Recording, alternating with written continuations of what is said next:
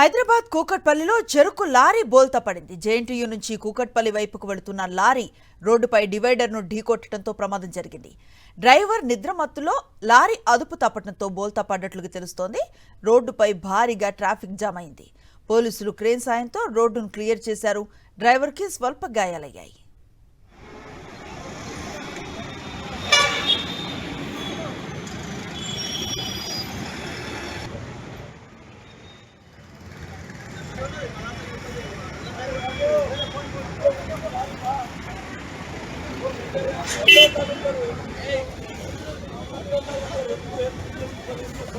Huh?